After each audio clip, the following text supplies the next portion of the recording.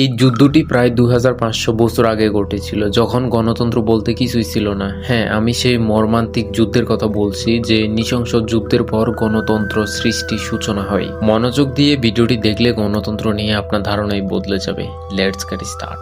খ্রিস্টপূর্ব 5ম শতাব্দীতে অর্থাৎ 415 থেকে 416 সালে এই যুদ্ধকে মিলোস দ্বীপের যুদ্ধ বা অন্য নামে এটি পেলোপনেসিয়ান যুদ্ধ নামে পরিচিত ছিল।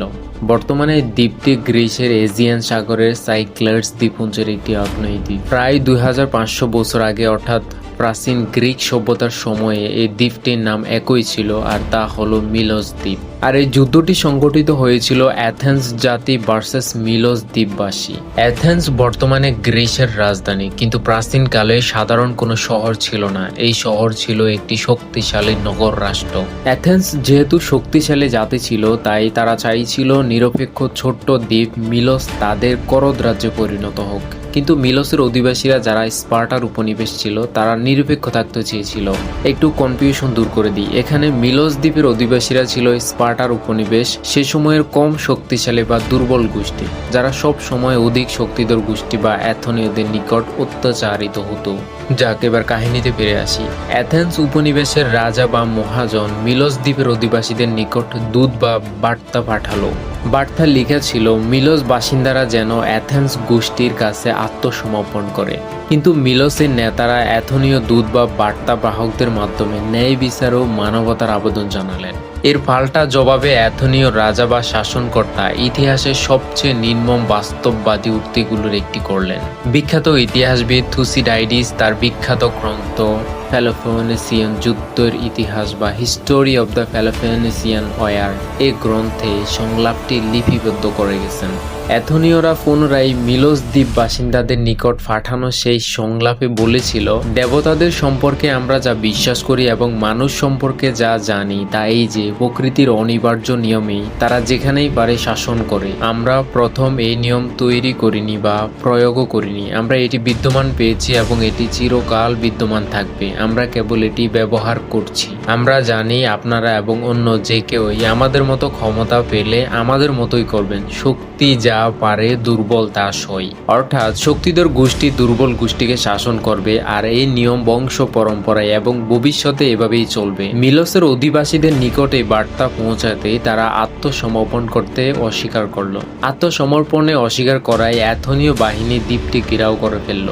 অ্যাথনীয় সেনারা মিলোস দ্বীপটি প্রায় বেশ কয়েক মাস, পুরো গ্রীষ্মকাল থেকে শুরু করে শীতকাল পর্যন্ত ঘেরাও করে রেখেছিল। এর ফলে মিলোসের অধিবাসীরা দীর্ঘদিন অনাহারে থাকতে হয়, আর কোনো উপায় না পেয়ে শেষমেশ মিলোস বাসিন্দারা আত্মসমর্পণে বাধ্য হয়। এর পরই মর্মান্তিক ঘটনাটি ঘটল। অ্যাথনীয় সেনারা মিলোস অধিবাসীদের সমস্ত প্রাপ্তবয়স্ক পুরুষকে নির্মমভাবে হত্যা করল। নারী ও শিশুদেরকে কৃতদাস বানিয়ে বিক্রি করে দেওয়া হলো। ইতিহাসবিদ অ্যালান রায়ান এই ঘটনাকে তার সুপরিচিত গ্রন্থ অন পলিটিক্সের একটি চ্যাপ্টার, যার নাম আ হিস্টোরি অফ পলিটিক্যাল থ্রোথ from Herodotus to the present নামক অংশে একটি সাধারণ সভ্য সমাজের দ্বারা সংঘটিত সবচেয়ে নৃশংস অপরাধ বলে অভিহিত করেছেন।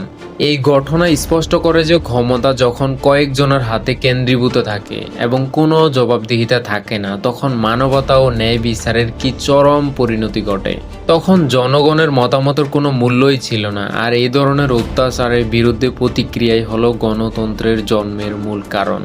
এই ঘটনার পরপরই ক্ষমতায় আসেন রাজা হিপিয়াস, যিনি আরো বেশি অত্যাচার চালাতে শুরু করেন এবং আরো অনেকগুলো মর্মান্তিক ঘটনা ঘটতে থাকে। তার মধ্যে অন্যতম একটি কাহিনী তুলে ধরছি। খ্রিস্টপূর্ব 508 থেকে 570 শতাব্দীতে অ্যাথেন্সের এক সম্ভ্রান্ত ব্যক্তি ক্লাইস্থেনিস, যার হাত ধরে বর্তমানে গণতন্ত্রের সূচনা হয়। ক্লাইস্থেনিস ছিলেন আলকমিওনিডি নামক বংশের সদস্য, যারা সে সময় অত্যাচারী শাসক গোষ্ঠীর দলে ছিলেন। ক্লাইস্থেনিস এমন এক পরিবার থেকে এসেছিলেন যারা ক্ষমতার কেন্দ্রে ছিল, কিন্তু তিনি নিজে ভিন্ন পথ অবলম্বন করেছিলেন, অর্থাৎ তিনি গণতন্ত্রের দিকে যেতে চেয়েছেন।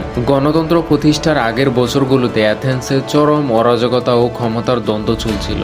শেষমেশ ক্ষমতায় থাকা অত্যাচারী শাসক হিপিয়াস অন্য শাসকদের তোপের মুখে পড়ে ক্ষমতাচ্যুত হলেন। তাই ক্ষমতার ক্ষমতার কেন্দ্র আবার শূন্য হয়ে পড়ে। এই শূন্যতা পূরণের জন্য এইবার দুটি শক্তির উদ্ভব হয়, এক ইসাগোরাস, দুই ক্লেইসথেনিস। ইসাগোরাস ছিলেন অত্যন্ত রক্ষণশীল ও অভিজাত সম্প্রদায়ের নেতা, যিনি রাজা বাচ্চাদের সাথে উঠা বসা করতেন। আর অন্যদিকে ক্লেইসথেনিসও ছিলেন ক্ষমতার দাবিদার, কিন্তু তিনি বুঝতে পেরেছিলেন শুধু অভিজাতদের সমর্থন দিয়ে টিকে থাকা যাবে না, জনগণেরও সমর্থন লাগবেই।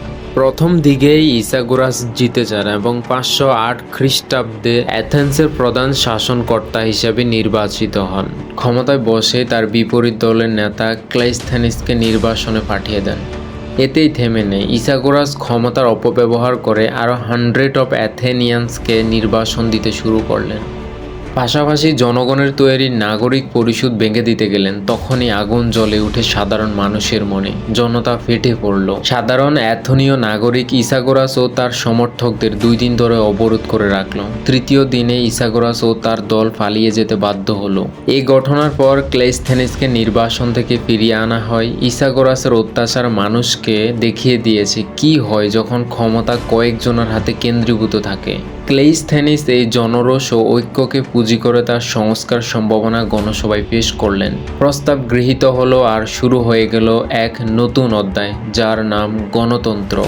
জনগণ যখন দেখল তাদের সমর্থনের মূল্যায়ন হচ্ছে এবং কোনো নির্দিষ্ট গোষ্ঠীর নিকট ক্ষমতা থাকছে না, জনগণই রাজা বা শাসনকর্তা নির্ধারণ করে দিচ্ছিল, তখনই জনগণ গণতন্ত্র নামের এই বিষয়টি খুব সহজে মেনে নিল। এভাবে ধীরে ধীরে সংস্করণ হতে হতে আজকের এই গণপ্রজাতন্ত্রী সরকারে পরিণত হয়েছে। কিন্তু প্রশ্ন তো থেকেই যায়, বর্তমানে গণতন্ত্র কি বেঁচে আছে নাকি টাকার কাছে বিকৃত? উত্তর হচ্ছে হ্যাঁ, আজ সেই গণতন্ত্র নতুন করে প্লুটোক্রেসিতে পরিণত হচ্ছে। প্লুটোক্রেসি হলো ধনিকদের শাসন। বর্তমানে বিশ্বব্যাপী গণতন্ত্রের যে সংকট দেখা যাচ্ছে তার মূলে রয়েছে অর্থের প্রভাব। ধনী ব্যক্তি ও কর্পোরেশনরা বিপুল অর্থ প্রয়োগ করে নির্বাচনী প্রতিক্রিয়া ও নীতি নির্ধারককে নিজেদের স্বার্থে প্রভাবিত করছে। ফলে তারা সরকারকে নিজের মতো ব্যবহার করতে পারছে। যে কারণগুলো দেখে বুঝতে পারবেন গণতন্ত্র আসলে বিকৃত। 1.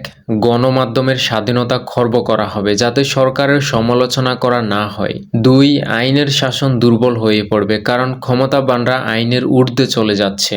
বাকি কারণগুলো বলা বাহুল্য, গণতন্ত্র যে বিকৃত তা বুঝতে এই দুটি কারণই যথেষ্ট। প্রকৃতপক্ষে গণতন্ত্র আজ এক কঠিন চ্যালেঞ্জের মুখে দাঁড়িয়েছে। এটিকে বাঁচিয়ে রাখতে হলে নাগরিকের সচেতনতা, অংশগ্রহণ ও জবাবদিহিতা চাওয়ার ক্ষমতা বাড়াতে হবে। মিলোসের নির্মম সত্য আর অ্যাথেন্সের গণতন্ত্রের উত্থানের ইতিহাস আমাদের শেখায় অন্যায়ের বিরুদ্ধে রুখে দাঁড়ানোর চেতনায় গণতন্ত্রকে বাঁচিয়ে রাখে। ধন্যবাদ।